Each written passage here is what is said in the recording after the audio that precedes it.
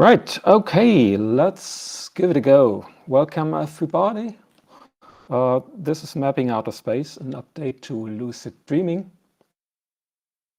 I'm Azurescale, a celestial guardian dragon from Germany. And also I'm a scientist, so I like to analyze things, and you will probably notice that during the panel. So, first of all, this is some kind of panel in a series. I did 2 panels on lucid dreaming for the last Draconic Summit already. They are about basics, introduction, and then some practical experiences. So I put the links to those at the beginning of the chat. You will have to scroll up all the way up. I hope they are visible. If you did not attend, don't worry. We'll do a little recap here. And that actually is already the first agenda point. Let me see. There we are. First agenda point is the recap. Okay. Then we have expand agenda. Okay. Okay. So for the new stuff, we will have a look at lucid dreaming frequency and duration. So how did I fare in that regard, and also some general findings. Then I'll talk a lot, or a bit, about the dream contents. I think I found some symbols that are reoccurring, and I will talk about what I call compound analysis. And then there will be some conclusions and main messages and outlook. So this one is actually. Is there some problem? Okay.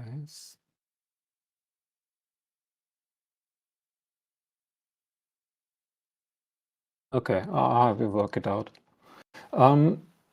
Okay, so I'll be mostly talking about obviously my dreams, yeah. So it's kind of personal experience like panel, but the question is, of course, what can you take away from it?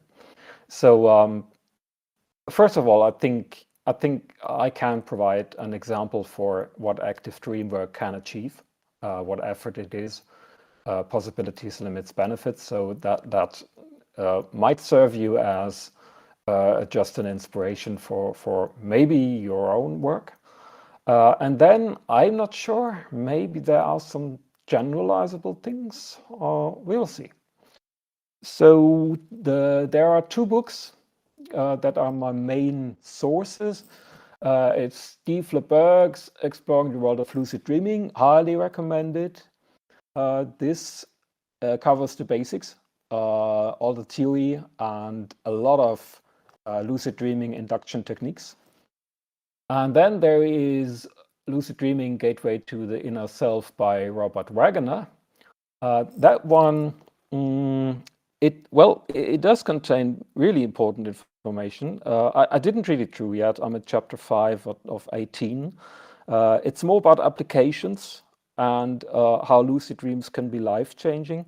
However, it is somewhat less structured than LeBerg. It has important findings, some of which I also can confirm and I have made myself, but it's more like a narrative autobiographic style of thing. Yeah? So I actually prefer to have all the facts thrown at me. Don't want to read all them stories, but that's just me.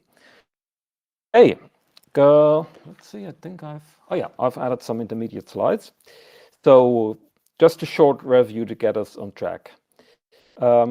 Definition: a lucid dream is a dream in which you are aware that you are dreaming. That's the most basic thing. You may or may not have some extent of control over the dream.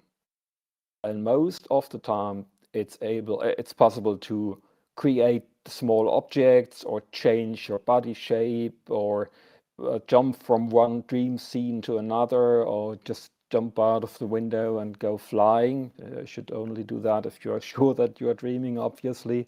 So these things, but influencing the dream to full extent, that is actually, according to Wagner, neither the goal nor is it really possible, because to some extent the dream will also always be set by subconscious things. Yeah, so it's not actually your interest to fully control that.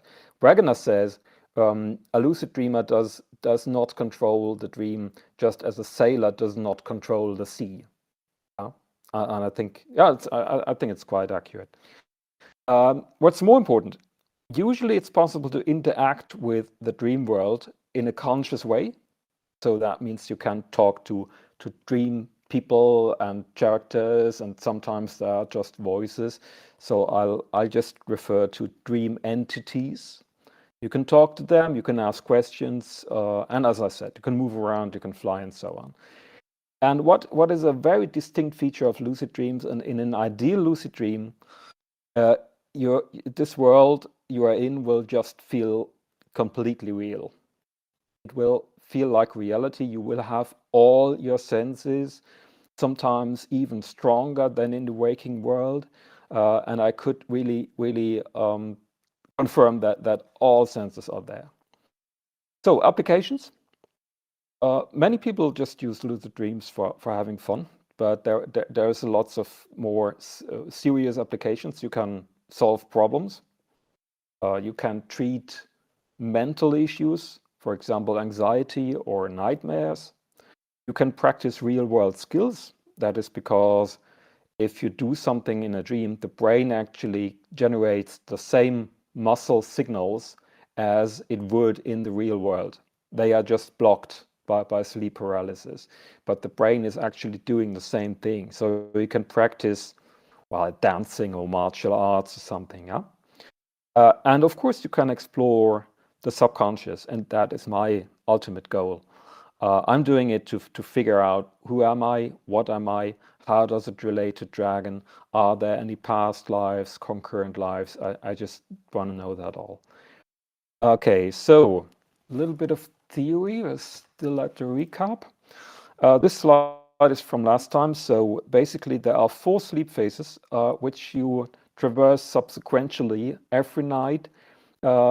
One full cycle, so four phases make up one full cycle, takes about 90 minutes. So if you do an 8-hour sleep, you have 5 cycles in total.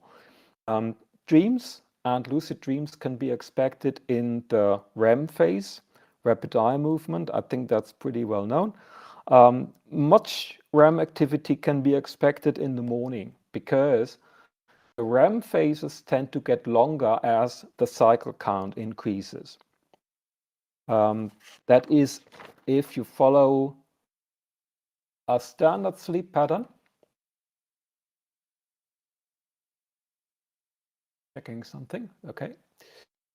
Standard sleep pattern looks like this. You got your 8 hours of sleep, yeah, and then the last part of this is I've marked in orange because this is actually where lucid dreams can be expected to happen. They can happen earlier, but this is a typical time where the probability is just highest because the REM phases are longest. So the thing is, if you are sleep deprived or if you have during the night wake-ups, then the cycles can be modified. Yeah. So especially if you're sleep deprived, you can reach the REM phase much faster, and that is called sleep onset REM or SOREM. And I need to switch. Okay. Oh, okay. Actually, I'm referring to the right 24 hours clock already. But let's take a look at the left one first.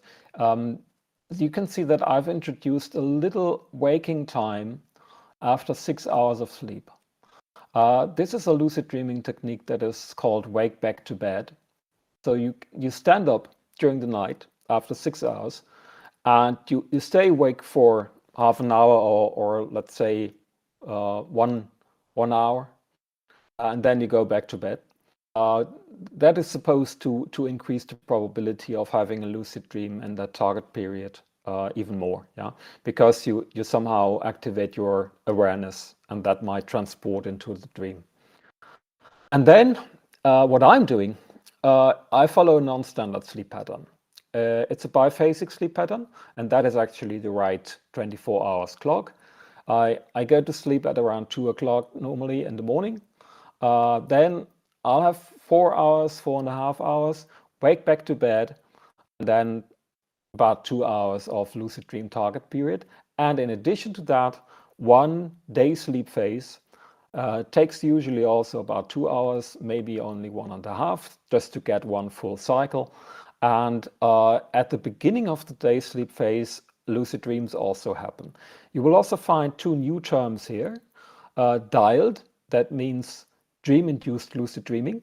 That is, you are dreaming, and then at some point you will get lucid. You will get aware that you are dreaming right within the dream. And then there's wild. That means wake-induced lucid dreaming.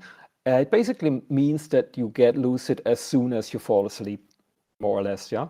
Some people even can fall asleep consciously. That seems to be possible. I didn't manage, but notably, with this sleep pattern, in the day sleep phases, wilds are bound to occur at the beginning of the day sleep phase, and in sometimes I just can't seem to get around them. At other times they don't happen. It's a strange thing, yeah. So, but actually, I'm having a lot of wilds, and usually they lead to out-of-body experiences. Some might call it astral travels, but I just call it out-of-body experiences. I just leave my bed and I'm in an environment that somehow resembles my bedroom. That's what happens pretty often. Okay, yeah, then still recapping how to get lucid. Yeah, induction techniques. Well, the basic one is to develop an excellent dream memory, and I've seen in the chat that some people have trouble with it. Unfortunately, I don't have a good solution. The standard recommendation is to have a dream logbook. But yeah, I mean, if you really don't dream, then I don't know what to do. Having a dream logbook actually is already some kind of basic effort, because you have to get up during the night, or at least in the morning, and write down your last dream. At least write down some bullet points. And yeah, I mean, it's I don't actually like it too much. Yeah, I don't like to get up during the night and like to write down things, and I just want to sleep away. I like sleeping actually. Then next induction technique is you need to learn your dream signs. Those are actually things that appear or happen in your dreams, by which you can tell that you are dreaming. Of course, that is possible when you've written down a couple of dreams. And then the techniques for inducting lucidity, they generally work through raising your general awareness. That is checking for dream signs in the waking world, do dream checks in the waking world, constantly ask yourself, am I dreaming or not? Designing some dream checks. There's plethora of possibilities. Then it's also possible to set intentions just before you get to bed. You set solid intention, I want to become lucid. Or you can inject some kind of subconscious suggestions. Some techniques involve a pretty strict protocol. For example, LaBerge's mnemonic-induced lucid dreaming, or mild, it goes as follows. When you wake up at night, you remember your last dream, you vividly visualize how it could have become lucid, and you mentally repeat the affirmation, next time I'm dreaming, I will know that I'm dreaming, while you fall asleep again. By that explanation, I think you get that this is not too simple to do when you are in the middle of the night and all sleepy and dizzy and just want to get to sleep again. Well, the problem is no technique gives you 100% success, as it seems, and there is no one fits it all, or them all. So there is a lot of experimentation needed, and even if you got a technique that somehow works, it sometimes just won't. That can be very frustrating. I didn't find a surefire way to get lucid. That's the bottom line. So how long can lucidity be kept, and how can one get more lucid? Yeah, the interesting point is there are stages of lucidity, and also Wegener describes that, but I was noticing that right from the start. I like to compare it like it's like watching a movie in a cinema. Yeah, you just might just sit back and relax, enjoy the story, and I don't even care if it's a dream. That's what usually happens. Then, next stage, you might realize, hey, this is a dream. But still don't care. You just still relax, sit back. Well, it's a dream, but well, it's a nice story. Let's watch it. That's a form of lucidity, but it doesn't help much. Then next stage is you might think, oh, it's a dream. So let's stand up, get in there, and interact with it. And at that point, you notice that you need to do something. It's not enough to know that you're dreaming. You need to get up from your seat and get active, get in there. And that is a certain type of effort that is needed. And sometimes actually you are reluctant to do it because if it's night and you just want to sleep, you don't want to do anything. So that can be kind of barrier. Oh, hang on. My loudspeaker actually switched off. Okay. Okay, final stage. You might apply interaction in dream that you planned while you were awake. But that, of course, needs really a level of awareness. Yeah. But that you can actually find out about the meaning of a specific dream symbol. Yeah. You just make a plan while you were awake, and then you carry out the plan. Okay. Okay, but it all doesn't happen automatically. I think that was pretty clear. Now coming to the new stuff. Okay, we're quite good in time, I think. We'll come back to the 3 sleep patterns. Actually, last time when I showed that slide, I was also showing some more crazy sleep patterns, and I was wondering, am I crazy enough to try them? And the answer is yes. So here are two more. Yeah. So let's start at the left side. This 24-hour clock is called Everyman Tree, also known as Tigerfly. I think Tigerfly is the name of the person who invented it. You see that still it has this core night sleep period, 4.5 hours here, and then wake back to bed and lucid dream target period. So that is actually what I'm still doing now. But instead of the full core day sleep period, it has 2 naps of 30 minutes. My experience with that one is it actually worked quite well. My naps took usually a bit longer. I usually set 45 minutes and then the alarm clock rang. But I found that I could fall asleep in 30 minutes. Sometimes it took me 5 minutes. And not only that, but I could also have some intense dreams within just 30 minutes or even less. Sometimes it was just about 25. And I was really thinking, hey, that is amazing how much can happen in just 25 minutes. I really didn't think I could do that. Main drawback, I was tired basically all day. And maybe I didn't do it long enough. Maybe I should retry. I don't know. Okay. Right side, this is called quad core. And actually, I call it dream advice because this was somehow advised to me by a kind of spiritual entity in a lucid dream.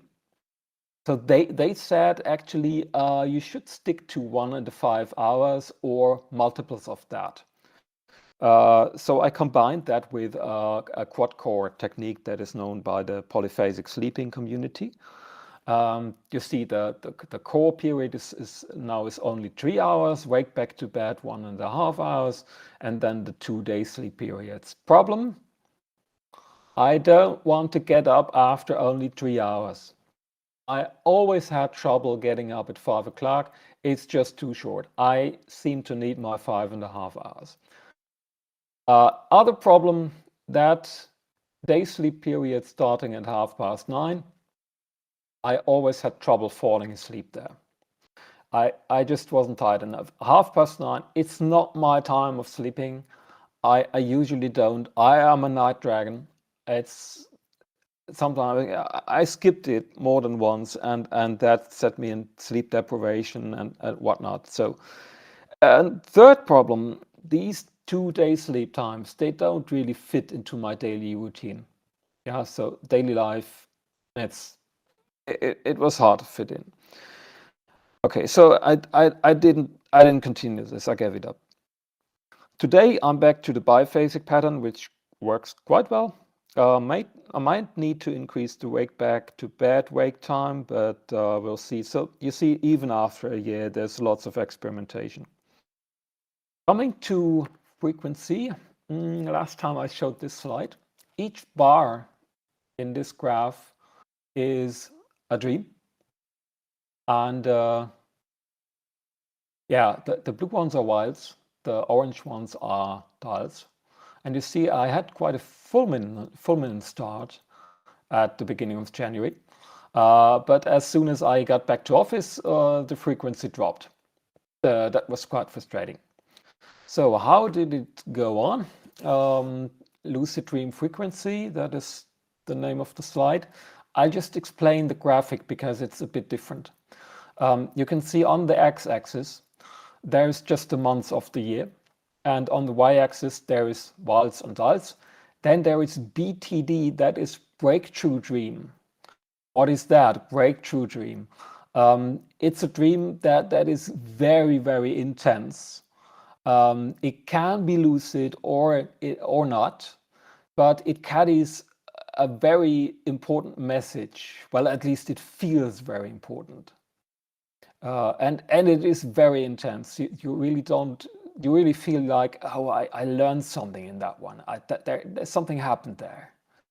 That's the breakthrough dream for me. And then there is notable non-lucid dreams. Those carry some kind of important message, but it's not as prominent as a breakthrough dream. So I've written them down as well. So this one was the status at the Spring Summit. I had 14 lucid dreams per month. So how did it go on? There you have the full year. The average has gone a bit down. I got 11.8 lucid dreams per month. Yeah, well, there's actually a couple of things that we can observe here. First of all, the average. Okay, 11.8 lucid dreams per month. That's about three per week. I don't think it's too many, but Wagner, and that guy is a 30 years plus lucid dream experiencer, so that's a vast experience. He reports that he has about 2 to 5 lucid dreams per month. So with my 11.8, I'm really outperforming that. But the reason is, or my ace up the sleeve are the wilds. You can see in the chart that I'm having much more wilds than dials. If I take the dials and calculate the average, I'm right in the interval that Wagner has. Yeah, so this is really my ace up the sleeve. Wilds, on the other side, they seem to come in batches. I mean, look at it. There's periods where I have wilds, a lot of them, practically each other night. And then there is periods where I don't seem to get any. Yeah. So that's what I said. Sometimes I'm just almost certain to willfully get lucid when I sleep in the daytime phase, and other times there just doesn't seem to be a way. I actually discovered a new wild technique recently. I'll explain it later because that relates to something else. For the dials, there are considerable gaps as well. You can see that during the summer there were months or maybe even 5 or 6 weeks without any dialed, and that is pretty frustrating. Yeah, I don't know why. It seems to be normal.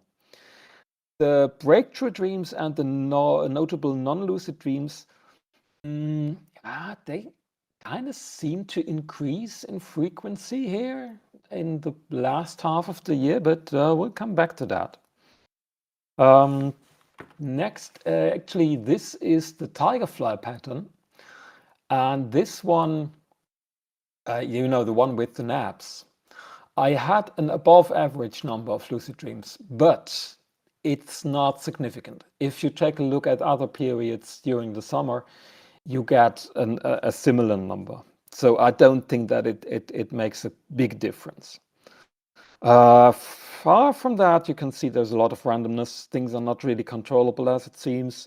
And even Wagner is unsure about the exact circumstances that hinder or benefit lucid dreams. There are some ideas, but it doesn't seem to be set. Okay, the dream durations. Well, I have to tell you that some of these dreams are only like felt 10 seconds or something, or maybe 20 seconds. Of course, I don't have a stopwatch when I'm dreaming. I don't look at the stopwatch. It's just an estimation, the duration, yeah? But on the chart, you can also see that there were some longer dials. You have to 100 seconds, 1 minute, and then going to 2 minutes or even 3 minutes. So it seems that they tend to get longer. And two more. September 24th, I did have a 30-minute one. And that was really astonishing. It also was a breakthrough dream. In that one, I met, just to tell that story, I met two teachers, entities who approached me apparently to teach me. And that is something that happens quite a lot. And I'm quite happy about it because it indicates that there is something in the subconscious that wants to support my action. And these entities, they showed me a couple of things. They told me that they were from an organization that would teach gifted souls or something like that. It sounded like kind of X-Men kind of thing, yeah. But that entity that approached me, he didn't look like Charles Xavier, but I googled him actually because I had the impression, hey, I know that guy, and I found out that it was Clint Eastwood. So I'm calling him Clint Eastwood now. So that's quite funny. Okay, and then there was another one. It happened recently. 45 minutes of wild in and out surfing. What is that? Well, wilds normally they happen for me in a kind of dive down and then wake up a bit and then dive down into the dream again and then wake up again. So it's a kind of sinusoidal curve, yeah, or in and out surfing, in and out diving. That's what I call it. And at that day, I was actually discovering a technique to improve that. When I was waking up a bit, I just started to imagine that I would stand up from my bed lucidly, yeah, with my astral body, so to say. And I just imagined that and imagined walking around in the room and then did that over and over again until I could actually do it. So that was kind of revelation, yeah. But I think I could repeat it so far. That's quite interesting. In terms of vividness, I don't have a chart, but I could confirm that all senses are present. For me, touch is easiest. Very common action is to reach down my spine and touch my dragon tail. And that is so cool. I can tell you, it feels completely real. I've also tested other sensations. I've intentionally created some soil, mud, and water to just try and experience how it feels. Just digging in the mud, walking through the water, it feels completely real. I could feel my wings, I could feel grass under my feet. Then the other senses, I'm always composing whole symphonies in there. Yeah, so there's definitely sound. Improving vision, that's also a question that came up. Can you switch on the light to improve vision?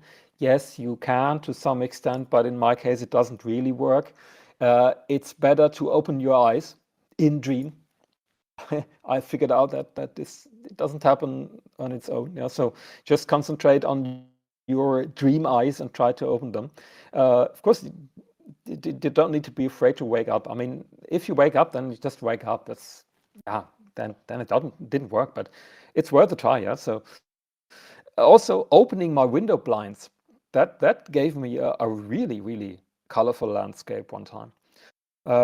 I also tried matching sound, vision, and touch. So I went to pet a purring cat, feeling the fur, hear the purring, and see the cat. Perfect. It's just like reality. Smell is also there. I conjured a cup of red wine and smelled that. Worked. You can feel warm sun, you can feel air breathing on your skin, but you can also feel pain. So you want to be a bit careful about what you're doing. You can feel dizziness, you can feel like falling or rising, which is great for flying. And then one last thing. Some people have this sensation of tickling feeling, like ants crawling under your skin when they hear vacuum cleaners or rain or hair dryers. It's called autonomous sensory meridian response, or ASMR. You can Google it. You can have YouTube videos that trigger that feeling. It's just 2 hours of hair dryer sound, yeah.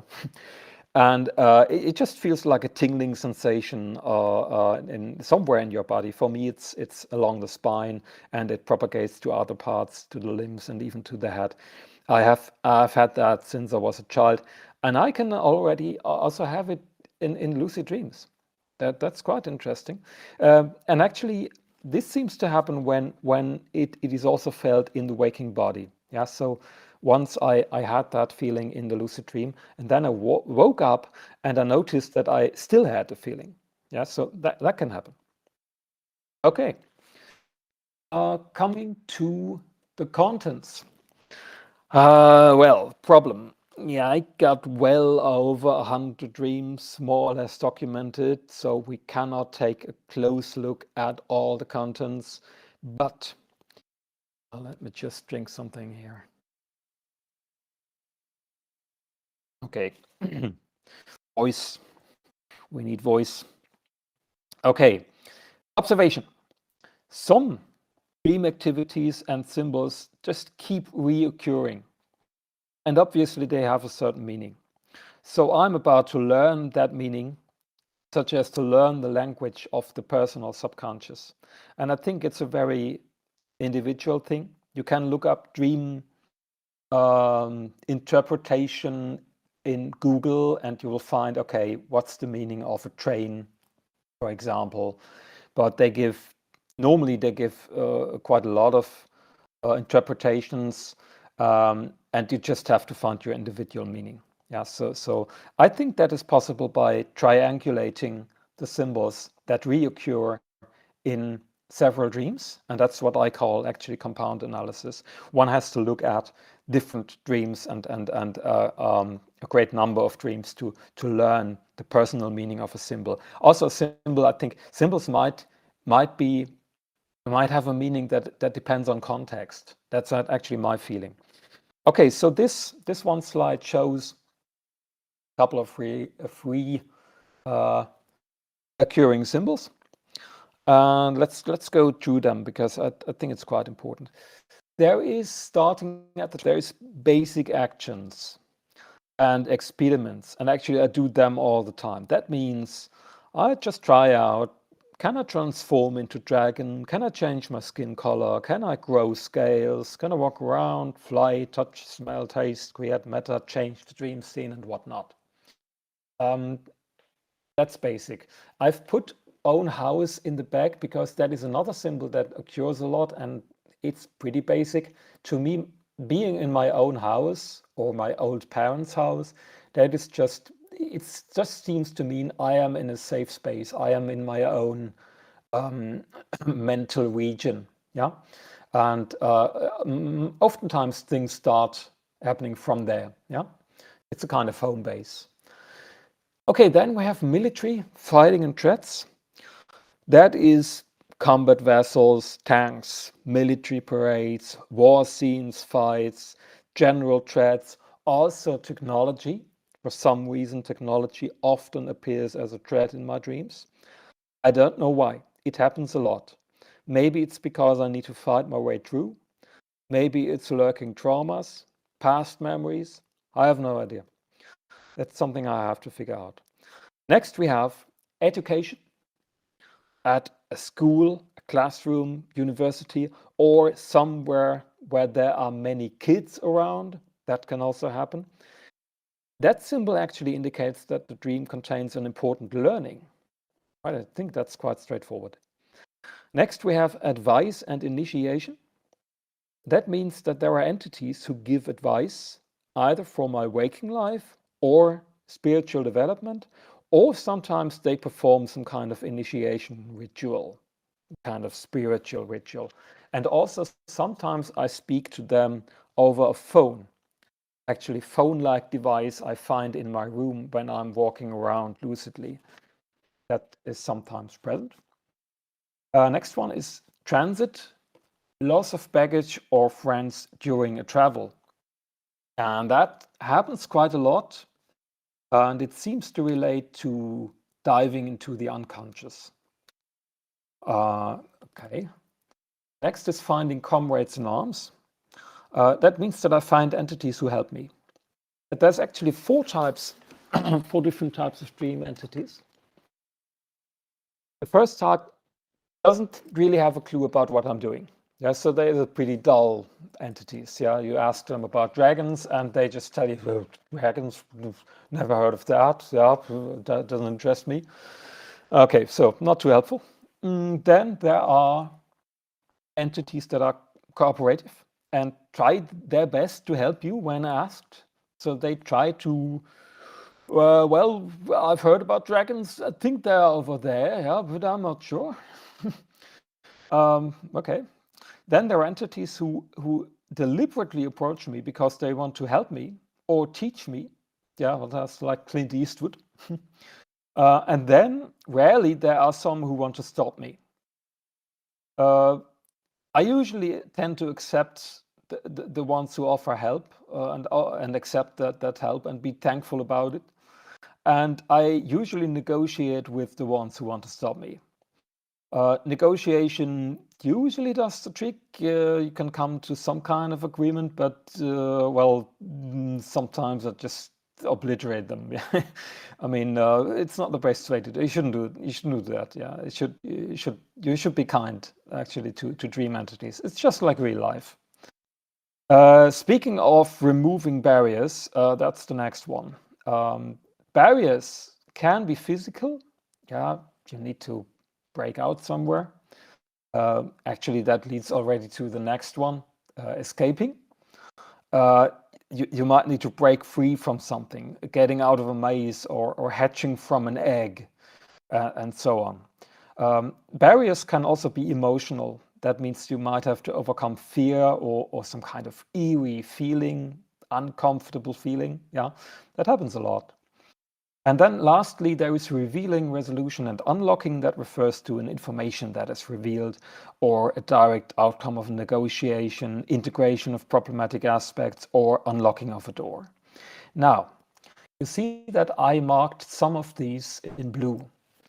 And I also did so in the next chart, which actually shows a heat map of those dream contents. You can see how often they occurred. Each bar again is a dream, and actually it shows the whole year again. I left out the months down there, so on the x-axis there should be the months again.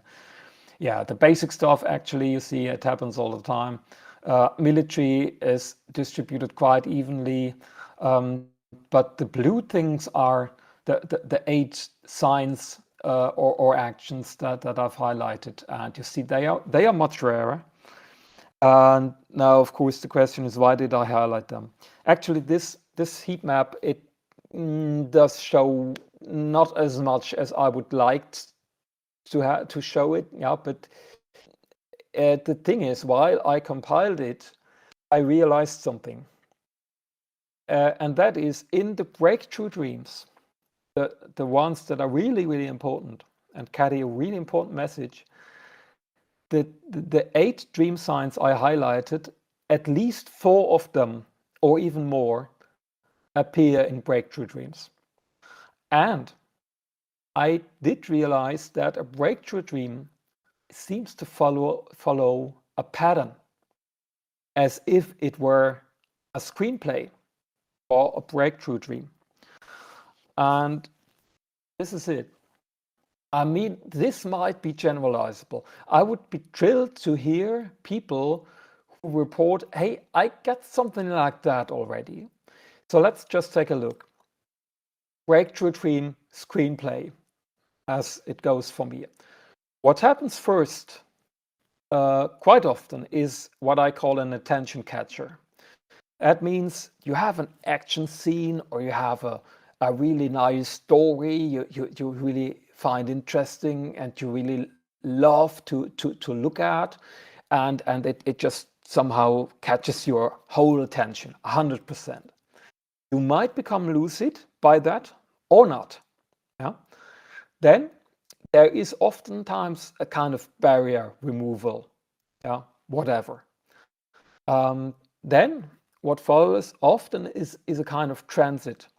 To me, that is often a train or an elevator going haywire, going up way too fast, way too far, or down again, down into the deepest cellar, actually, where building doesn't have a cellar, yeah, but it goes down and down, and you arrive somewhere down there.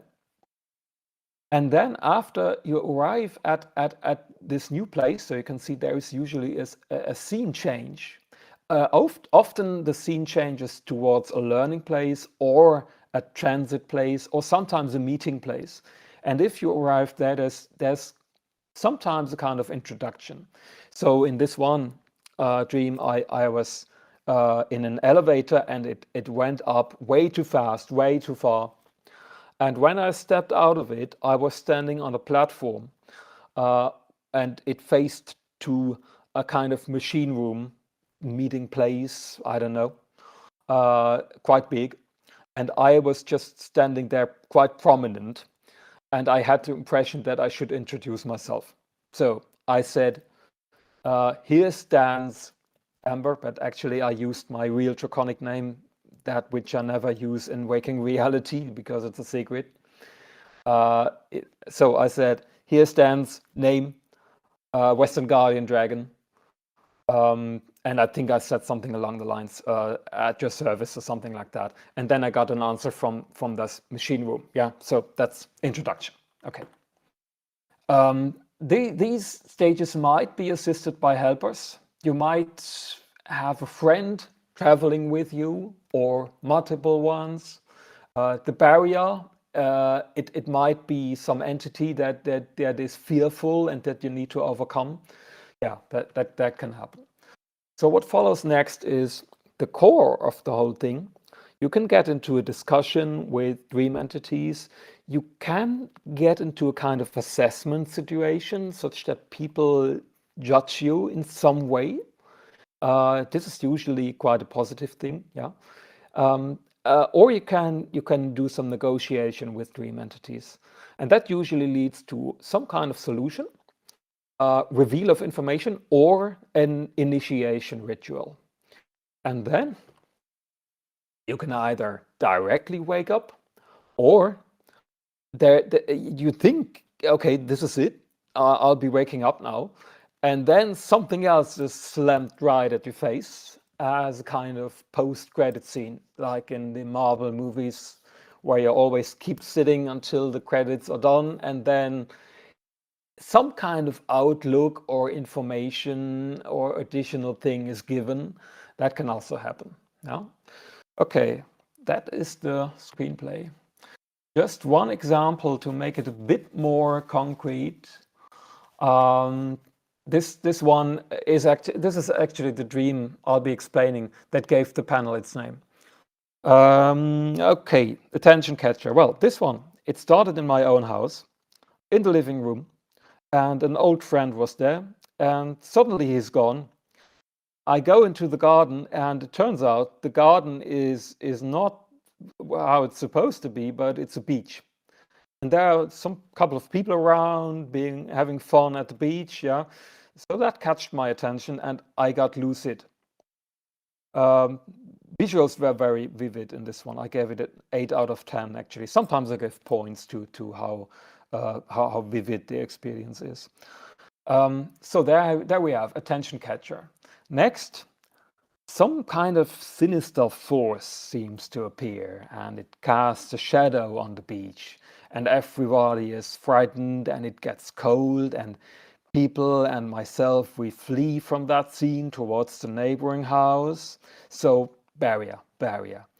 Me, at some point I heard a voice, potentially malicious entity, and the voice said, "You need to follow me if you want to find answers."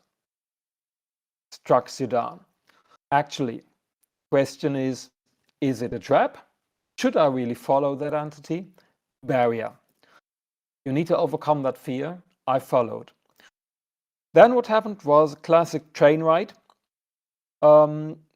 Actually, until the very final goal of the train. So I arrived at a dead end train station. Yeah, so no way to go any further. It was some kind of machine room, and I took extra time to make sure that I got my baggage from the train. So that is actually the loss of baggage symbol somewhere. And I proceeded to a big train station. Yeah, and there we got it, meeting place. Many people there, many doors that seem to lead to alternate realities, obviously, other dimensions, other places. I opened one or two doors, and I see there are big halls behind that, and another train station behind the door. So obviously it was a transition place for entities that somehow travel to the subconscious, something. Yeah. There were also aliens there. Actually, some have had trouble with the doors. Some doors were broken and stuff. And then I see a bunch of people walking towards one of the doors, and amongst them I spot a friend from university. Normally that would have needed an introduction, but of course we know each other, so actually we didn't need to introduce ourselves. Now this guy is maybe the most intelligent person I've ever met.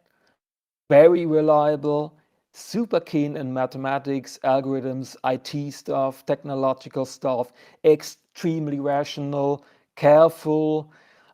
His statements always on spot.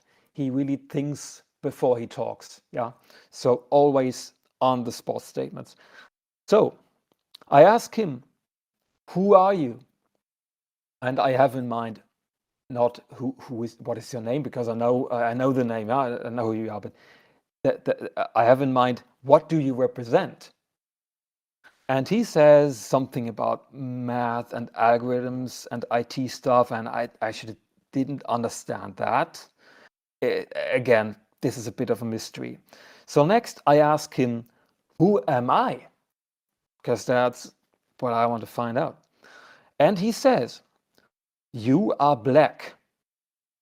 And then he thinks a little while, and he says, "You send light from outer space. And we are happy to discuss our algorithms with you or something like that, yeah? But that you send light from outer space and you are black, that was the revealed information, and because that was what kept sticking, yeah, and gave the panel its name. There was another scene after that one, but we'll just leave it out. So you see that oftentimes the information that is revealed is highly symbolic, and it needs interpretation. Given the entity who gave that information and the properties that this guy represents, the whole setting and additional dreams, my interpretation is as follows. I am black, you are black, that means I lie in the dark. I need to be illuminated. There is something to be brought to light. I need to be enlightened somehow. And then you send light from outer space. I think he means there is a part of myself in somewhere in the unconscious, some kind of remote neutron star that shines a light onto me, that tries to illuminate that which needs to be illuminated, or provides a guiding light or something like that. And that is actually a quite motivating thought. Yeah, it's not really world shaking, yeah, but I think it's quite interesting. Okay. Here's another example, and I won't explain it fully because we're running out of time. It's just to show you that it can look different. This breakthrough dream, it started right with the transit. Yeah, I was already aware. There were multiple helpers along the travel. Barrier removal happened after the transit, so you can see that things might get shifted around a bit. The scene changed to a learning place. Actually, yeah, that was a university. There was a negotiation about apparently a trauma experience that I wanted to carefully investigate, and there were entities who wanted to save me from that. So I went into some negotiations, and we agreed that we would continue to try and carefully work it out. And this one also had a post-credit scene. That was a door opening. Yeah, somebody opened a hidden compartment. I won't go into details that much because it needs too much explanation. But well, that happened. Okay, one more thing about breakthrough dreams. Coming back to the heat map, it somehow looks like the breakthrough dream symbols would increase in frequency in the last half of the year, and also the breakthrough dreams did. So I was just wondering, can I visualize that a bit better? And I just asked myself, what if we just added up the numbers of the symbols by month and display that as a graph? And this is the result. So this is the breakthrough dream symbol occurrence per lucid dream by months. I actually broke it down to the amount of lucid dreams I had in that month. So, I mean, if you look at the y-axis, one symbol per lucid dream, it's just what it says. I think it's pretty straightforward. But it's just for the breakthrough symbols. And to see now, yeah, well, in the last half of the year, they get the highest values. Yeah. So I don't really know if it's a solid trend, but I do have the impression that I'm making some progress when it comes to learning stuff and when it comes to revealing and negotiating. So that it could be a trend. I mean, need to figure it out somehow. Okay, now final slide. What is the big idea? The main lessons so far. How did we traverse outer space? Well, obviously I'm on a journey. It feels a bit like flying through space, or maybe sitting in a spaceship. And first of all, I think I need to learn the basics. Yeah. For example, I still have trouble doing a realistic full body dragon transformation. It's no surprise because the brain tries to perform the action. Yeah, and for some reason the brain doesn't know how to grow scales or change the skin color. Yeah, so it's actually natural that it doesn't work easily. I also found that I need to work on my emotion, because when I get too excited in a lucid dream, that breaks lucidity and I wake up. That's also mentioned by Wagner. It's normal. Also, I figured out it is possible to forget lucid dreams. Yeah, you won't believe it, but just like you can forget any other dream, you can forget that you were lucid. Yeah, and I was actually thunderstruck when I found out. Yeah, yeah, yeah, quite remarkable. And also, I found out that you can have bad or nightmarish experiences. They are rare for me, but they can happen. Yeah, and that's obviously a very terrifying feeling. You stand up from your bed lucid, you go downstairs, and you see some terrifying thing. Yeah. Well, I can take it. It's not a big deal. Yeah. So next thing, I met some entities. Some were aliens, some looked more humanoid. They tell me that there is many things I don't understand yet. Some say that I got some things completely wrong and they have to work on it. And some symbols are completely mysterious. Technology. Uh, Technology seems to be eerie and fearsome, but on the other hand, it seems to be a part of myself. Because I met some aliens who told me about my species, and they were talking about technology all the time. Uh, I need to figure that out. I meet comrades in arms. Some entities need to be persuaded to help me. You know? Some seem to be on their own journey through space, and maybe they will join, maybe not. But actually, it just feels like I'm forging a task force, yeah, forging a bond of people who want to look for that one single dragon planet somewhere in outer space. And that's a very motivating thing. Then there are teachers. Some people really want to teach me, very supportive. They tell me that I need to learn the basics first. Actually, they tell me that I shouldn't worry too much about dragon right now. The key is consistency and don't give up. That's what they are telling. Then I meet barriers. Sometimes I jump over them. Others I just fly around. Some I just obliterate. It's like in real life. Doors are getting opened. That only happened once so far. I don't know what's behind, yeah, but I'm curious. I'll find out. So the ultimate goal is to find that neutron star that shines light and that's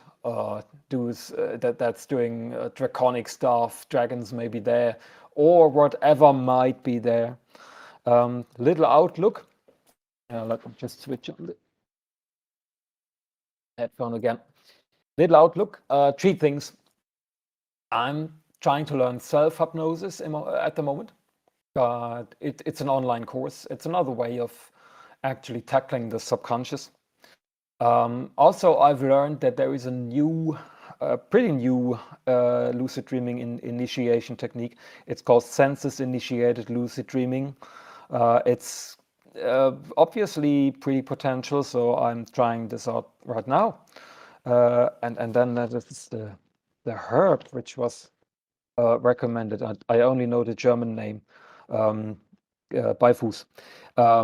It's a kind of tea you can drink, and then lucid dreams might happen more often. I'll try that out as well.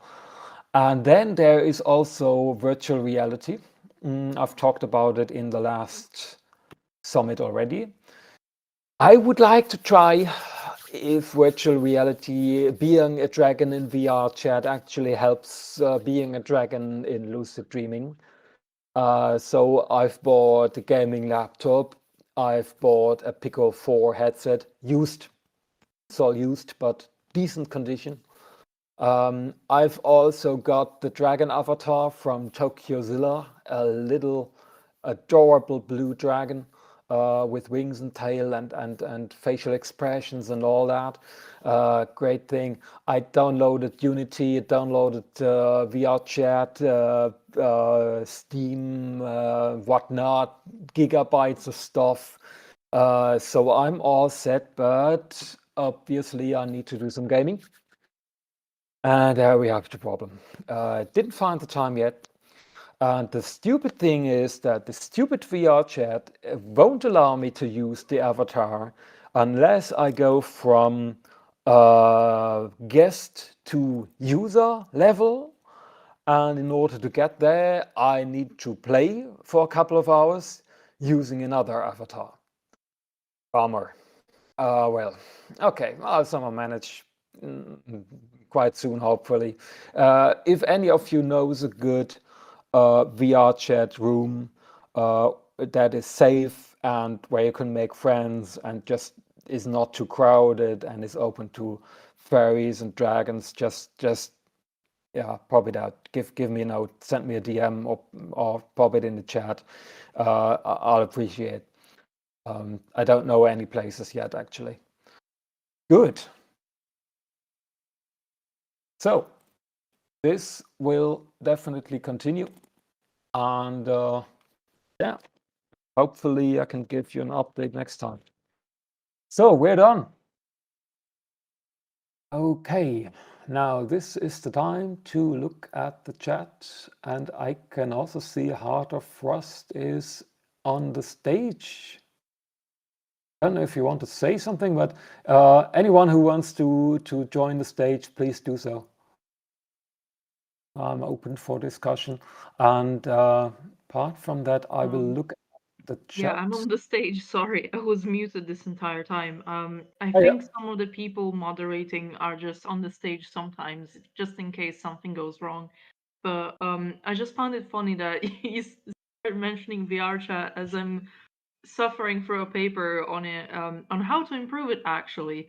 So if I weren't already overdosing on primary research of people telling me their experience with it, I would say, yeah, I could totally have you in for an interview if you've, I don't know, had a lot of experience with VR.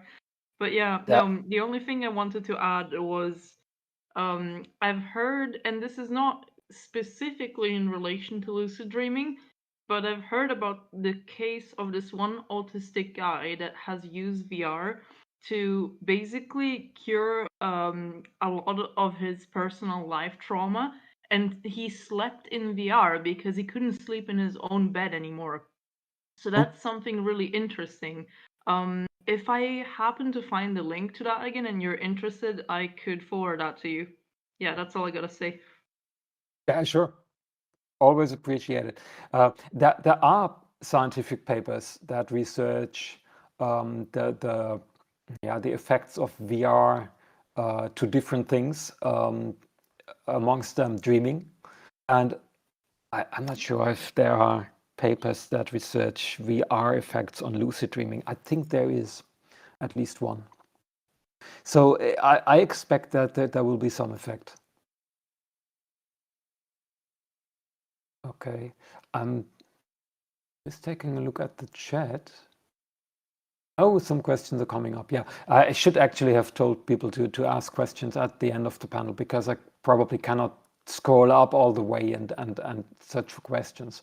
There was one VR chat group recommended. I'm not in any. Okay, two questions from Alkur. Do you have any experiences with Makwa tea? Ah, yeah, that was the name of this herb. It seems to help with increasing vividness of dreams and leading to lucidity. No, I didn't try it. So thanks again for that hint. I will definitely try it. And then a lot of my lucid dreams seem to turn into lucid nightmares. Oh, bummer. Oftentimes I seem to impulsively make that decision. I do have anxiety, which I'm pretty confident has an effect. Maybe. I can only tell that Wagner says if you are experiencing fearful things or nightmarish things in lucid dreams, it's recommended to approach them with a kind of loving kindness attitude. Yeah, just let's see, you meet a monster. Uh, and you just approach that monster like, hey, what is your problem? I want to help you. What do you represent? What do you want to tell me? I mean, if they fight you or if it's totally terrifying, that is difficult. Yeah. I had some nightmarish things, and what I've seen was so terrifying that something in me screamed, and I just woke up. Next time I will just ask that thing, hey, what do you represent? Yeah. And then usually you can integrate it. But yeah, it's quite hard. Okay, let's see what else we have. Hypnosis. Yeah, I'm also curious about it. I do it since a couple of days only, so there are no effects so far, but you need to do it for a while. It's recommended to do it at least, I think, and then it might expect some effects. Oh, there's somebody on the stage. Sorry. Hello there. Can you hear me? Yes, perfect. Yeah, I just wanted to talk to you a little bit about some of the things on your slideshow. Mhm. There's a few things that I find interesting. So the like the more that you split apart your sleep, like each one is loose. Like this tigerfly thing here, Yeah. the periods here, like that are like 1.5 hours, they're all lucid, and then the quad cur is similar. One thing I found this interesting is that like most of my dreams are lucid, but at the same time, I never get standard sleep. At least, like it's never continuous 8 hours. I always wake up like every Mhm. 1 to 3 hours in my sleep. Then I just go back to sleep after that. And I'm wondering if is that why most of my dreams are lucid? Because I keep waking up and never having like constant sleep. I would call that a very considerable possibility. It's possibly yes. Yeah. I didn't actually read anything about it, but apparently it happens to me too. So I usually never have even only 4 hours constant sleep. Yeah, I will wake up at least once. And that somehow raises your awareness. So I would say it's beneficial for lucid dreams, yes. And another thing that I'm wondering is on here, it says how in the hypnagogic state, that is where you have brief dreamlets and out of body experiences. But for some reason with me, all of the dreamlets and out of body experiences that I've had were hypnopompic, like Mhm. while I was waking up. And that's also around the same time I would get sleep paralysis as well. So what does that mean? Why is it hypnopompic for me? I don't think it means something specific. It's to be expected. I think it's quite normal. I didn't mention it here because it doesn't happen to me.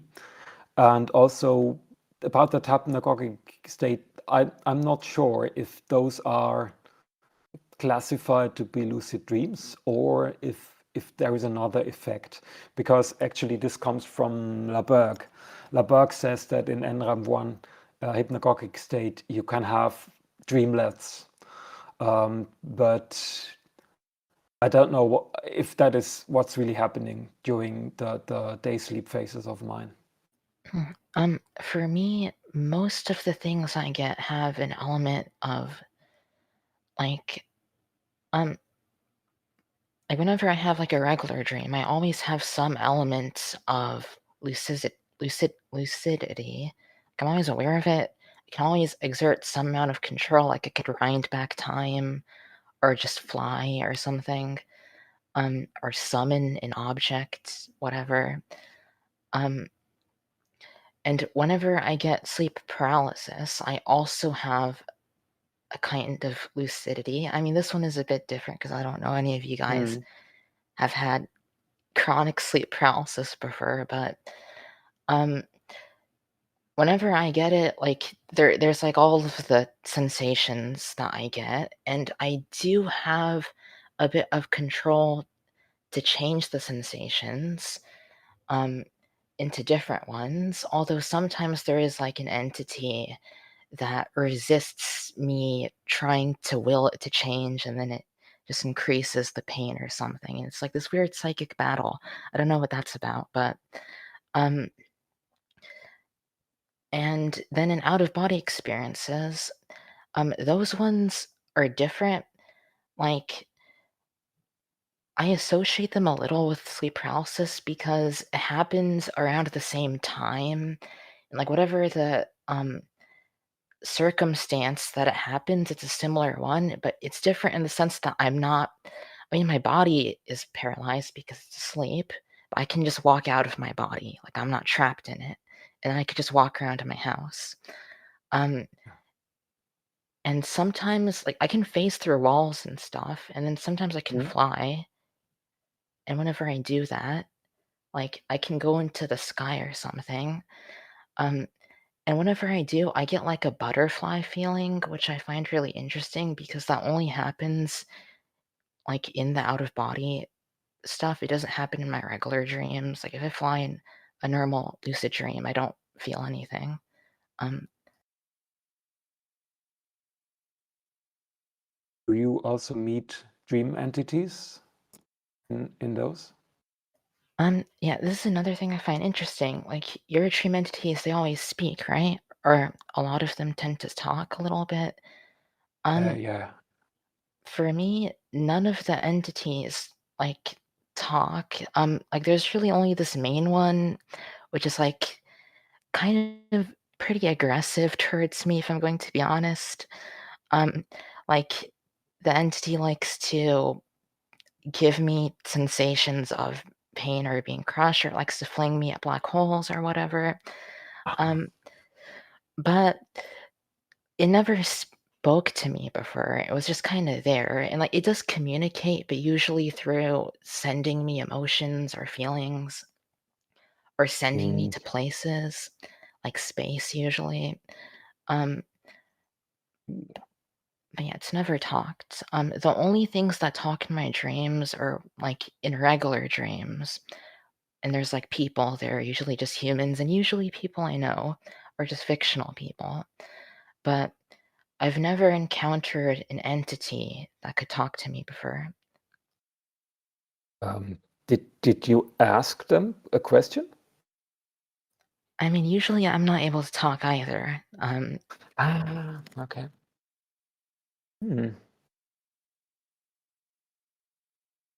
Yeah, that's interesting. I mean, I oh, sorry. Like I can't talk to it in English per se. I guess I could try to think stuff in my head, but like, I mean, sometimes, like, actually, I have no idea if it can even tell what I'm thinking, but I can kind of like the same type of will that I use to do things lucidly, like I can kind of put that onto the entity. Um, and it does read that because it always responds to it. Like if it's crushing my chest per se, and I try to will it to stop doing that, like it knows it, and then it responds by, well, increasing the crushing sensation. But like, so it can feel my lucidity and respond to it. And that's really the only way I've been able to like communicate per se to it. I've never really been able to talk to it in any way other than that. Okay, fascinating. So too much I can add to that actually. What was that?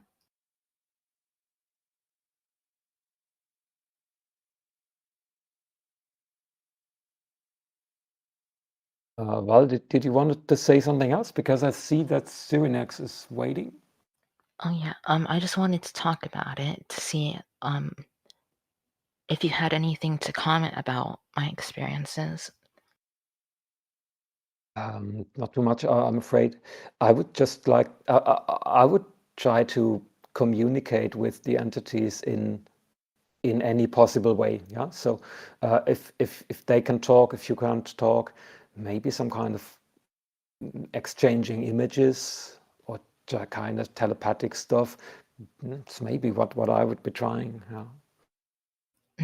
Yeah, that is something I could explore. I guess the issue is, like, nowadays it doesn't happen as often. Like, I don't get sleep paralysis or out-of-body experiences often. But I think that's just because of the way I'm sleeping. I'm just kind of following my really weird non-24-hour circadian rhythm.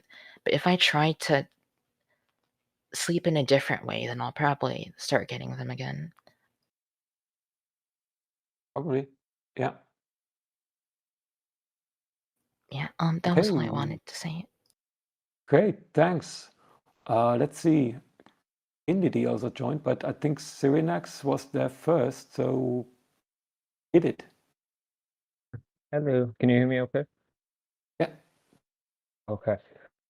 First of all, thank you for delving into this topic. That's something I've really always been more curious about, especially just with sleep in general and trying to get more of an understanding behind not only just, dreams, lucid dreams, the whole nine yards. One thing that I've kind of learned, but also been told is you dream based off what you see, like, physically in front of you, what you experience in your life, whether it be things you do, places you go, or things you've been involved in. And 9 times out of 10, when I do remember a dream, it's something relating to that. Just based off like your knowledge and your experience so far, what you excuse me, what you've explained, is that solely the case, or is there a way you can kind of branch out to, I guess that would hence asking on how to become more lucid in a dream, but to kind of determine what you want to dream, like want to dream about, I guess, if that makes sense. Because it drives me crazy. I've heard a lot of different theories behind, do this, this, and that before you sleep, put your mindset into this. And it's like, yes, I'll try it and I'll do it, but then it's like it'll be a recurring dream from before, or it'll be something like something small. Like the other day, I was in the car and I dreamt about my car breaking last night. Like, and it's like that's not what I want to dream about. But do you Mhm. know in any way, is there a way to deter from that path to where you can kind of control what the dream might be about, as opposed to how they've been for me, where they're just kind of replaying what I've lived and seen throughout the day, kind of thing, if that makes sense. Yeah, sure. Coming back to Wagner, and actually, again, this guy has 30 years experience. He says, as I've said, no sailor controls the sea. Yeah, so it seems Right. that you cannot deliberately control what you are dreaming about. There is something like dream induction techniques. Yeah, so many people try it, but it would seem that there is not a solution that works 100%. I mean, okay, in some cases it might work, but generally, I think it unfortunately it can't be done because Okay. I mean, dreams I are kind of always, feel yeah, dreams are always governed by the subconscious, and you just have limited possibilities in that regard. for sure, for sure. Okay, yeah, I just wanted to, because I was thinking about that, but I'm naive and stubborn. I'm like, I want to know. There's got to be a way. No, But that's hey, actually, it would be great if that worked. for sure. Well, Okay, thank you. That's thanks. all I wanted to ask. Yeah. Thanks. And now, the great master, Bela. Ah, the dream interpretation master. Oh, Bela, are you there?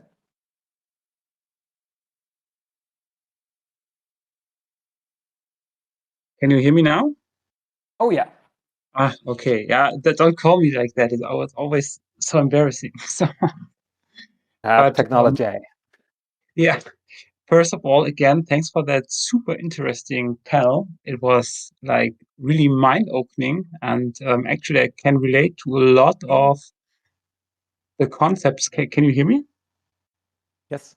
Okay. I can relate to a lot of the concepts actually, and what I wanted to, ask you, or maybe get your opinion on that, is that I also experienced, of course, not lucidity, not in as many cases as you have, but I would say, if I recall it correctly, I have been to the let's say in quote unquote 3 stages, or at least I can say for me that I have experienced 3 stages of lucidity. That's first the lucidity inside a dream. It's when I'm in a random place and getting lucid and say it's a dream and can manipulate and doing stuff.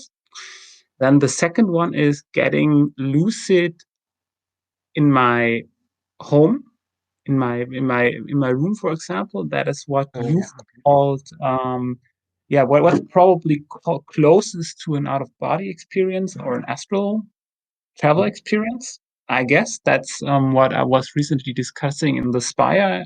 I think you've read it. And the third one is actually also sleep paralysis. And that kind of sucks. So I totally get Val on that. So sleep paralysis is like the out of body experience without the out of body experience, but the locked inside the body experience, and you cannot do anything. And you still have a somehow overlapped, or at least for me, it is that way, somehow kind of overlapping realities. So you kind of experience that you are currently in bed and lying and sleeping. But you still have like this, other entities or something that is basically merged with that reality you see there. And that is actually, I think it's down to the part that you cannot do something and have to endure. That's what's making it so uncomfortable. So the question basically here for me is looking at that 3 stages. How would you classify them? I mean, and in reference to the literature that you read. Classify could mean several things. Let's see what I can put together. The literature, what the literature means by lucid dreams is actually the first of the 3 you mentioned. Yeah. Happening in the REM phase. So actually it cannot happen in the hypnagogic state unless you have sleep onset REM. Yeah. So that somehow doesn't seem to make sense. But what we described first is the classic lucid dream. The second one, I don't know what effect it is. It could be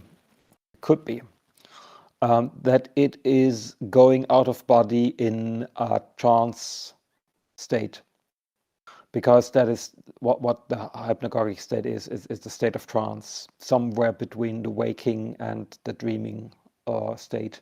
They explained about it in the hypnosis online course I'm taking. So maybe it's not a lucid dream, but just more like a kind of astral travel. And I just don't know. It's still a bit of a mystery. That thing is, I don't have means of checking if I'm in REM phase. Yeah, if this were a sleep lab, you could measure the eye movement or measure the brain waves and deduct if it was a REM state or not. Obviously, I cannot do that. So I'm not sure what's happening. And then the last of the 3 you mentioned, the sleep paralysis state. I never had any of those. I can imagine that it's really, really terrifying. I mean, you cannot move, you lie there, you see things, and you see your room at the same time. Ooh, I would actually, yeah, well, it's an effect that also happens in trance, so to say. So I would say it seems to be pretty close to the out-of-body experience. That is why my first reaction would be to try and turn it into an out-of-body experience, but I have no idea how that could work. Maybe if you are in that state, you cannot move. Maybe you try to imagine that you're moving. Maybe that does something. Or maybe I mean, you have two directions you can go. You can wake up more, or you can fall asleep more. Maybe falling asleep more would do the trick. I can somehow, if I'm in that hypnagogic state, the second of yours, I can to some extent control if I want to wake up or if I want to dive down deeper into the sleep, into the dream. I think this can be trained. If you were able to do that while being sleep paralyzed, it might turn the paralysis into an OBE. That's what I would try. Yeah, okay, thanks. However, the problem is that the possibilities to train are limited because I mean, this doesn't happen all the time, does it?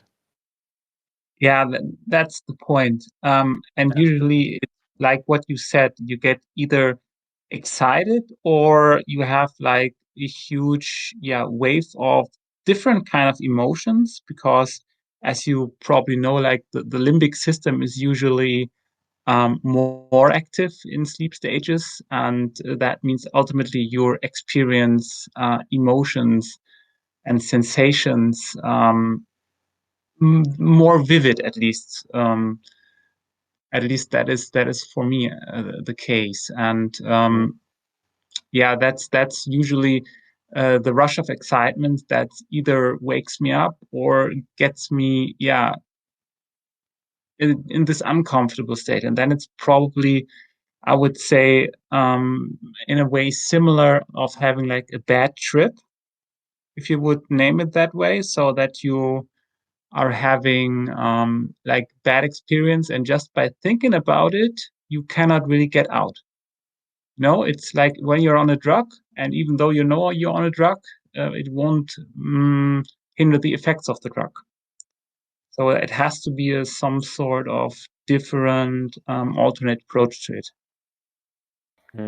Well, I think for some extent it can be trained, but it takes time. That's the thing. Can I talk about this? Sure. Right. So, at least from all of my experience of having chronic sleep paralysis, yeah, it definitely is something that can be trained. Like the more that you get it, the more you learn how to get out of it when you want to. I have a lot of different methods. I switch between them because sometimes one doesn't work, sometimes another one works. Depending on, like, I mean, just changes. But the one that Amber was talking about of falling back to sleep, that one is something you can do. I mean, it doesn't always work for me. Sometimes it does work.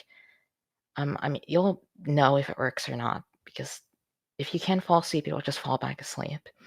And then you just go back into dreaming like normal. At least that's what's happened with me.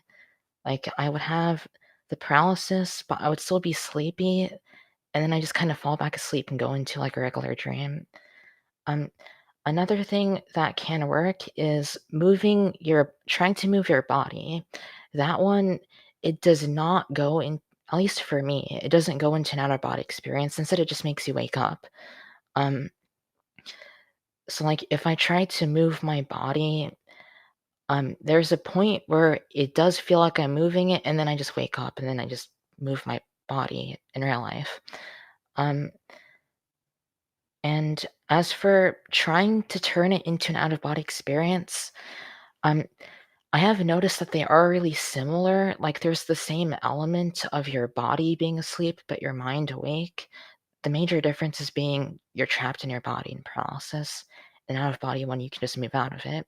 But there are a few instances where I have managed to kind of turn it into an out of body experience. This one is a lot more rare though, because it's only in the beginning of it. Like when I just go into paralysis, and it's like, I guess it feels like a bit of an in between where I'm like sort of trapped in my body, but not really. Then I can kind of just keep pushing out, and then I leave it. But most of the time, it's pretty hard, like set in stone. Like I'm just trapped in my body, and I can't turn it into an out of body experience as much as I try. Always, like when it does happen, it feels like something, or it's like whatever is trapping you there, it just was a little bit loose, like the chains were loose or whatever you want to think of it. But yeah, it works pretty rarely, but you can do it. And then there are a few other methods that I have for getting out of sleep paralysis. One of them is just focusing on opening my actual physical eyes, or just in some way waking up my physical body, because to me at least, it does kind of feel like my mind woke up, but my body is still asleep, and I just gotta wake up my body somehow, and just will it to wake up. And then if that doesn't work, there's just the other ones of going back to sleep, or some this kind of depends. Sometimes I can breathe, sometimes I can't breathe. I don't know why that is. I don't think I'm actually breathing. It might just be a hallucination of me breathing. But if I do get the hallucination of me breathing, if I do it rapidly, sometimes that wakes me up too. But that also makes me wake up with a fast heartbeat, which is interesting. I don't really know if I'm actually breathing in real life or not. No one's ever confirmed that because I've never had anyone around me. And then, what other methods did I have to escape sleep paralysis? I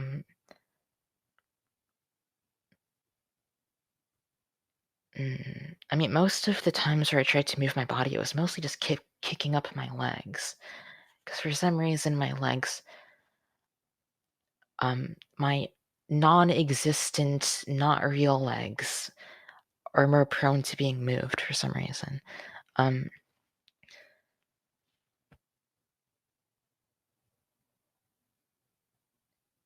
Yeah. Yeah, I think that's it. I'm not sure if there's any other methods I have. Yeah, it's thank you at first, and that's I can share some of your experiences definitely. For example, the thing with the breathing, that usually works, but I can't do anything else, like not moving, not screaming or talking. It's like just like the automated reflexes, like breathing, that works, and everything else basically Yeah. won't work. As from the biological side, it can be, of course, that what feels to you not breathing is actually that you have a very slow breathing rhythm. And if you would probably measure the time span where when you or I or we are in that paralysis state, it's probably like seconds at most, but it feels way longer because it's, kind of eerie and sometimes terrifying feeling. So, and that combined with the slow breathing rhythm you have during sleep, I guess that can be the case. But because we basically are both here and we didn't suffocate, so I guess breathing should work, but it feels like it won't work. It's just another instance of fear added to that. Yeah. But Yeah. with Um. with go on. I was just gonna say, yeah. Yeah. I can understand why that is, because like usually, I don't use breathing that often, because it's usually a last resort. Because sometimes I do end up in your scenario where I can't move anything else, and the only thing I can do is breathe. So then I just use that, because it's the only thing. So it's just a bit interesting how when you're not able to do anything, that's the one thing that you can do, which I find interesting. Yeah, again, from the at least what I read from the biological side, it's down that the basically nerves are being not stimulated so that you don't live out the dream. So what happens when you don't have sleep paralysis and you dream, you can have like that what's sleep wanderers, for example, that just walking through the rooms while being asleep. And to prevent that, actually, like again from the biological side, it should be a disconnect there. But of course, the brain should not disconnect like the life function. So, for example, the heartbeat is not put off basically, or breathing is not put off. So I guess that is it's important that this works, right? But like moving a limb is not that important, although we all wish to do that in that state. I mean, I don't wish that to anyone. It's at least we have very much experience with that. At least the times where I had it, it was very uncomfortable. But yeah, that's my personal experience here. Yeah. Okay. Yeah, Want to add something? I was just going to say, wait, what was I going to say? Kind of forgot. Uh, oh, oh yeah, oh yeah, I was going to mention, I found this a bit funny, but like I've had sleep paralysis so many times, and at first I always thought that the room was like I was actually seeing my room for some reason because it was just my room. It wasn't until much later that I realized that it's a hallucination because how am I even seeing my room if my eyes are closed in real life? And it took me a while to realize that because it kind of just happened when apparently I was having like I used to like it was something like in the hallucination my door was open, but then when I woke up the door was closed, and then I realized, oh, it's not actually me looking at my actual room. It's just a hallucination of my room. Exactly the same thing. I also had that state, and the door to my room was open. And then I looked at it and I thought, like, I definitely closed it. And then I knew that, like, even I'm lucid in those stages. So it's like, okay, that's sleep paralysis state, but still, it's you always have that fear that someone is entering the room while you're in that state. It's like it's not nice.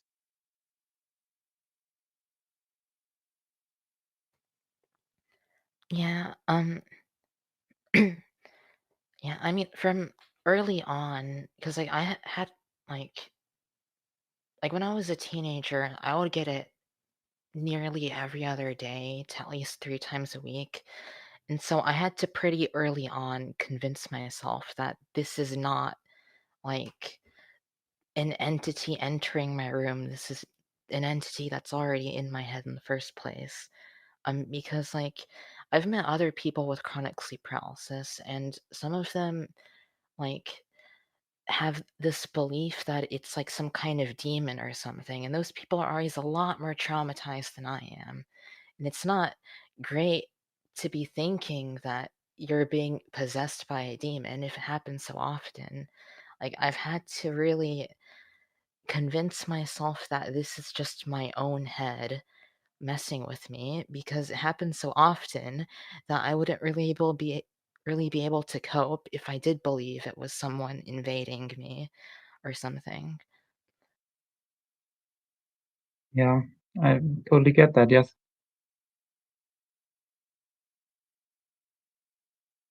Okay, yeah, we need to be aware that the next panel will start in 20 minutes. I don't want to break you, but I guess we should come to an end slowly. Yeah, Alkura, I think Alkura wanted to add something to this, no, again. I don't know.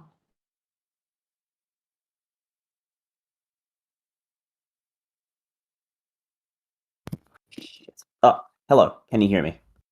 Yeah. Okay, brilliant. Apologies. I just wanted to very quickly add something regarding the sleep paralysis matter. I experience it fairly frequently myself, and the way I learned to cope with it was to treat it as sort of a sort of a lobby or standby state.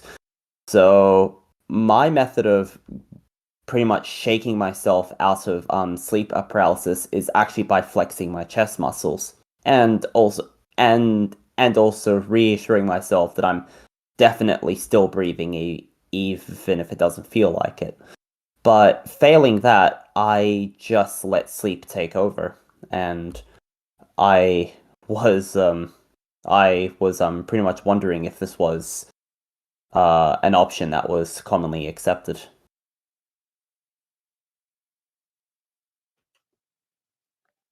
Oh, going back to sleep is definitely something I've done a lot when I'm able to do it.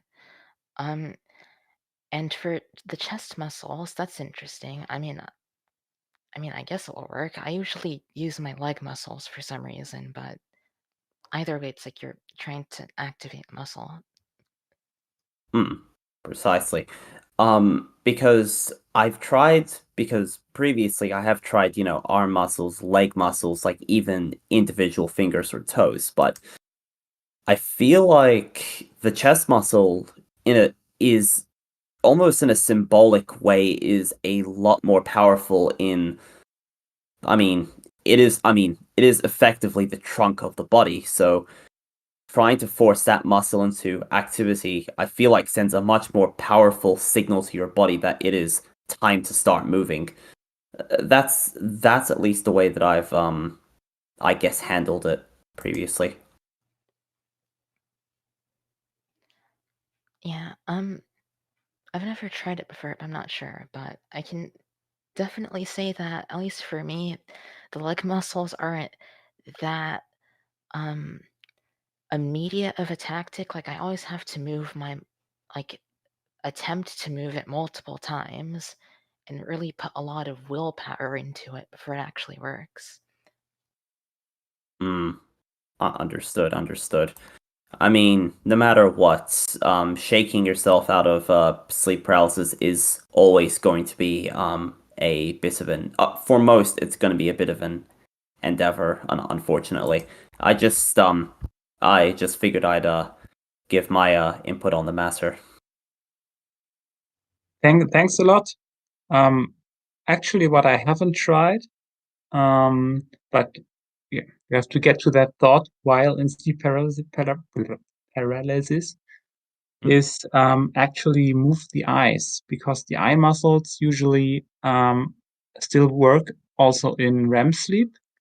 So that's how they actually do objective testing on REM sleep content and dream content, because Yeah. they lucid dreamers, you probably heard of it, to give responses during the dream, and then they track that via electroencephalogram. Yeah, so that could be a possibility to just try to open your eyes again. But Apologies. I would like to comment on that actually. So obviously nobody's experience is uniform, but I have tried the eyes. okay, interesting. Yeah, what it did for me was actually so I've gotten used to sleep paralysis. I guess I'm a bit privileged in the way that it doesn't I don't get as much terror from it, as in like my mind doesn't try to scare the crap out of me. I guess that's what the lucid dreams are for, as I've mentioned previously. However, trying to move my eyes to get my body to snap out of sleep paralysis did induce a fairly deep state of panic.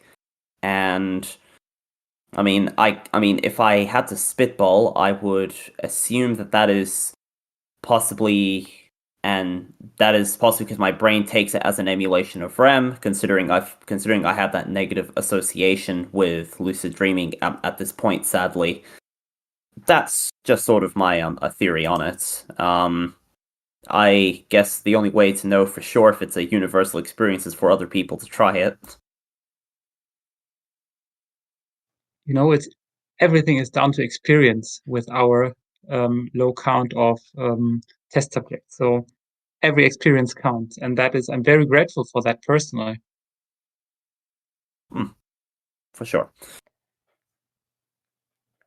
I think I have tried it once as well, and I think it actually did manage to wake me up.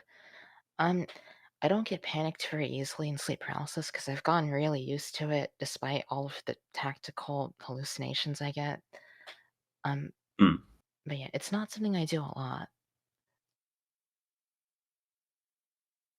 Understandable. Yeah. Well, that's all I had to say on the matter. Thank you for giving me the chance to mention it. I shall see myself out now. Take it easy.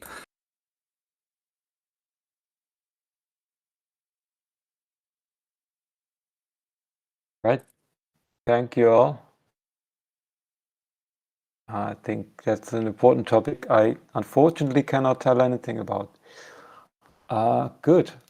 Okay, I think it's time to close it. I will be answering questions in the chat. I'm looking through it, but it will take a bit.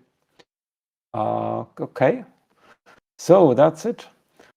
Thanks everybody for joining. It was great fun. I hope you took away something, and see you for the next panel.